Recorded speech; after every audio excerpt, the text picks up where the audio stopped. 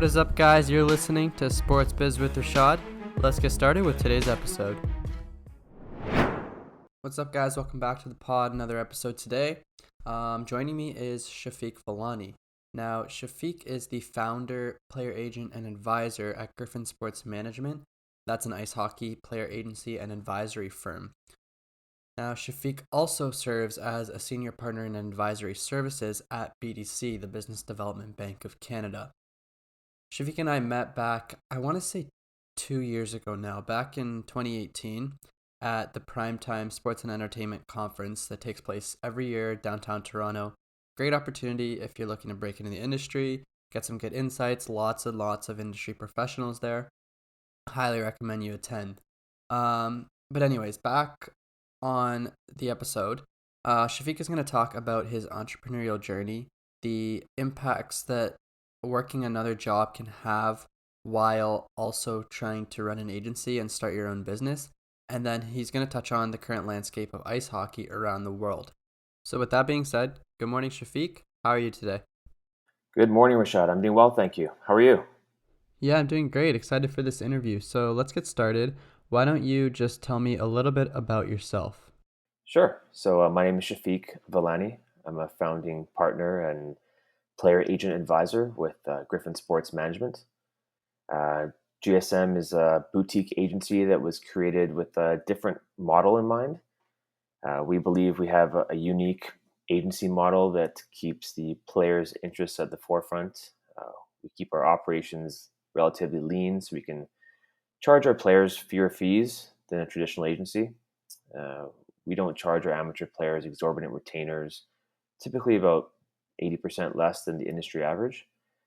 And we also don't take every player that walks in the door because we want to maintain a certain agent to player ratio to ensure that all our players are represented well, regardless of which league they play in. And so, with that, we're sort of proud to be truly a players' agency. And we're also very intentionally diverse in every which way. And that's made our team incredibly strong. And I'm proud of what we've accomplished, especially in the last year. And we've also started to represent some female athletes, which is exciting, and working on some awesome projects. So, despite the COVID situation, it's been a busy year for us, and we continue to move forward. Yeah, well, congrats to you for keeping that up throughout COVID here. Um, did you work any other major jobs before pursuing the sports industry, and how have they kind of helped you, given you the knowledge you need to run Gryphon Sports Management? Good question. So, I've always been involved in hockey, first as a player and then later as a high performance coach. But I did all that while pursuing my degrees. So, I have undergrad and master's from UBC, and I've always considered this agency business. And before I jumped into it, I did a bunch of research and decided that I didn't want to join an existing agency. In fact, I never even applied to a role in this industry. So I'd wanted to create a brand that was fresh and exciting and challenge status quo. But while doing so, I started my own career after school in finance and consulting. And so after completed my MBA, I set my sights on the hockey world and honed my network as a private banker with a large financial institution. And then realized that that necessarily wasn't the best route to get into the business. So I moved to Toronto, started working as a management consulting, traveled the world, advised some big companies globally, and it gave me the financial means to attend hockey related events like the drafts and such. But what I found is that it didn't enable me the time to spend on scouting and really getting into the weeds of the business. So every single agent I spoke with, I did a lot of research, reached out to a lot of folks, much like you've done. So first of all, congratulations on the podcast. This is a great initiative that you're doing. So Thank you. it's great to see. But everyone warned me about the industry. Everyone said this industry is really tough. So be careful entering it. It's cutthroat. And so with that caution, I decided to start this on the side and see how dip my toe in it as opposed to diving headfirst. And it's probably been one of the best decisions I've made because I'm able to continue my career in finance while pursuing this passion of mine in hockey. So um, everyone's cautionary tales only made me more determined, but gave me the resilience to continue with this idea. And I think that's kind of a great idea because a lot of things I've heard too is the same thing. You know, it's cutthroat, it's hard to get into, it's competitive, and especially being here in Canada compared to the U.S. where there's a lot more opportunity. I've heard a lot of things, so I think it's good to keep an open mind, and it's definitely good that you have the other jobs to kind of give you the financial means to help along the way. Because if you were all in on as an agent, and if it didn't go as well at the beginning, it'd be tough to keep up with. So that's definitely a good strategy. Your experience working as an agent, and if I'm correct, you currently work at BDC. Yeah, BDC is an amazingly supportive employer. Uh, in fact, I remember during my final interview with them, I was asked about Gryphon Sports. They saw it on my CV or my LinkedIn profile. And I've always been hesitant to speak too much about it because of conflict of interest or just splitting my time between my quote unquote 9 to 5 career and my Gryphon Sports Management career. And during the interview, one of the gentlemen asked me about GSM and what we do and how we go about our business. And I got into a bit of the conversation with him, and turns out both of his sons play competitive hockey, and he started soliciting my advice about what they should do next. And I got the job, obviously, and they've always been great about it. As long as it doesn't intrude upon my day to day work with BDC, they're heavily supportive. Fortunately, the industry and the work that we do is it's very flexible in hours and nature. We do a lot of scouting on evenings and weekends, so it doesn't interfere with my day to day work. Of course, when there's a contract negotiation process, it can be quite time intensive. But our agency doesn't overload ourselves with clients, so we can all manage and dedicate our time to our existing players. And like I said before, it's regardless of what caliber or league they're in. So BDC has been hugely supportive in my endeavors with GSM. Yeah, I mean that's great. Glad you have both of those opportunities. I want to touch now on Griffin Sports Management and specifically professional hockey in Europe and how it compares to the NHL, kind of on the basis of contracts, salaries, skill levels. So European hockey is actually quite good. It's a growing game in Europe and even in Asia. There's a reason why so many North American players head overseas. Some players go over earlier in their careers to get the experience playing against older, more physically mature players, while others decide to finish their careers overseas. And you're seeing examples of a lot of NHL players today who are in between contracts, and given the COVID situation, they're going overseas to play, and that's because the hockey is actually quite good. The salaries completely vary.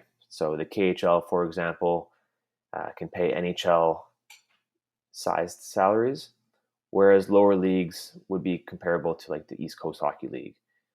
But I always tell my players who are contemplating between, the East Coast Hockey League and the SPHL versus going to Europe, I say, would you rather ride a bus around North America, or would you rather ride a bus around Europe Yeah. and have that opportunity to live abroad and learn a different culture and integrate yourself in a different environment? And I think while it's relatively rare for players to go back and forth between the NHL and Europe, it does happen. And I suspect whether it's COVID or other factors in our geopolitical environment, I think those transitions may become more frequent in the future, especially as overseas scouting becomes more and more prevalent. So we'll see. We'll see how that transition works in the future, but I suspect there'll be more mobility between leagues, and especially if the NHL in particular wants to expand overseas. Yeah, and working as an agent for a smaller firm, how do you find that competing with the larger agencies? And I know you had mentioned that you guys don't take on a lot of clients just so you can manage it well and provide the best service to each of your clients. But What's it like to kind of compete with those big firms, especially in scouting and trying to recruit people? I love it. I love working in a small firm. I love working with the people that I do. We have an absolutely awesome team of ambitious and hardworking people who not only share a passion for hockey as a game, but also share the same values that I mentioned earlier. So we're not in it for a quick buck. I mean, it is a business at the end of the day. Our fee structure is different than a lot of the larger agencies, but that's because they have to maintain a certain level of um, standards of their particular standard for their particular agency. And I can respect that. They have goals to meet and revenue targets to hit. So it's just a different model that we've employed here. Uh, Many agents don't work together well. We've tried to switch that rhetoric, try to become friendly with other agents. It doesn't necessarily always work, unfortunately, but that's our goal. At the end of the day, the hockey community is very small, and we try not to step on toes. But things happen, players move around, and we try to work together on player placement, recruitment, and scouting. But ultimately, it's the team that we build within Gryphon that makes us who we are, and we're proud of what we've done so far and the direction in which we're going. Yeah, and speaking on that, where do you kind of see this agent business going? I mean, not only for hockey, but for all sports, especially someone trying to kind of start their own agency as a smaller firm. What are some strategies you would say that could help someone? Well, I always think that it's better to learn on the fly and learn from your mistakes rather than just watch somebody. So, one of the opportunities that would have had come my way had I joined a larger agency from the outset is I would have been sort of an administrator to another agent or an assistant and just follow them around and watch what they do.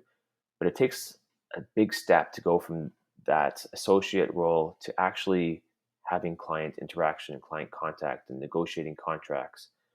And if you ask some of the folks that have joined our team in the last year, we've given them the ability to sort of cliche as it sounds, spread their wings and go and hunt down players and work with those players. And they make mistakes along the way, but that's okay. I mean, that's life. And we hope that they've learned from those experiences. Uh, our goals are we want to continue to build our team. We want to onboard some agents and advisors from around the globe, continue to push forward on the women's game, which we've made some great progress, and continue to get involved in some other hockey related ventures. So, other leagues that are out there, other opportunities for player development. And as you probably read in the media, there's a lot of different companies that are popping up that are working on video analytics and statistical analytics and things of that nature. So, there's a lot of opportunity to expand our scope, build our network, and continue to grow. Uh, for example, last 2 weeks ago, we hosted a webinar on college hockey, and that was well received. And we're able to partner with folks like College Hockey Inc. to present those materials to people, and it's free. It's an open resource for anyone to use, and it's because we are fortunate to be in a position that we're in, and like I said, we're just excited at the progress that we've made and what's to come in the future. It's a slow progress. Like, don't get me wrong, it has its trials and tribulations, much like starting any other business. But the sports industry is no different than any other industry. If you spend enough time and you put in the work, the results will come. And it is cliche, but it really is simple. It's simple math, and it might be easier said than done. But I'd encourage yourself and other listeners that you might have to choose the industry carefully and leverage the tools available to you. You utilize your network, whether it's social media or even better, picking up the phone and making a call. I think you and I got introduced at a conference when you just walked up to me and introduced yourself, and look where we are today. Yeah, especially in this COVID-19 impacted world, it's tougher to network. So I think definitely taking advantage of social media, calling people, starting different things. just any way you can to get those conversations with people and learn from, even if you learn one thing from every person, eventually all those things compiled up will have teach you a lifetime of knowledge. So that's a good strategy. That's kind of all I have for you. Other than, do you have any other advice just for someone trying to break into the sports business industry in general, not specifically as an agent, but just in the industry overall? For sure. As I mentioned before, this industry is no different than any other business or occupation you're striving towards. Choose it carefully, understand the business and how it functions. Things are always maybe rose-colored lenses from afar, but informational interviews are a great way to learn about an industry. So contact someone, whether you're looking to be an agent or a marketer or a brander. Contact them, reach out to them, take them out for a coffee if they have the ability to. Uh, get them on the phone, ask them deep questions, and just learn from them. Genuinely be a learner, and you'll get a grasp as to whether that industry is indeed right for you. And it may not be right for everyone. I find a lot of people have a passion for example, the agency business because they're hockey fans. But once you become an agent, you gain a different insight into the game.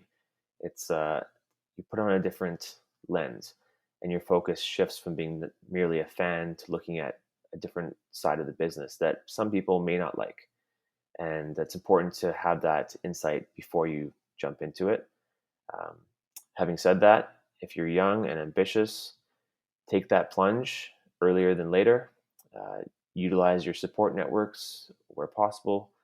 Keep building your network and enhance your personal brand. That's what I would say. Just keep. I mean, Rashad, what you're doing is encouraging. You're a young guy, and you've come up with this tremendous idea to bring in uh, podcast guests so that you can not only learn yourself but also teach your listeners. So I commend you and your team on what you guys have accomplished so far, and I'm looking forward to seeing what's next for you. Well, yeah, thanks for taking some time to kind of come out and have this conversation with me. Can't wait to see where Gryphon Sports Management goes. I'll definitely be following it on Instagram and keeping up with the website and stuff. So yeah, thanks for coming out today. My pleasure. Take care, Rashad. And that wraps up this episode of Sports Biz with Rashad. Thank you guys for tuning in. If you enjoyed, be sure to check us out on Instagram at SportsBiz with Rashad and support us on all other platforms. I'll catch you guys on the next episode.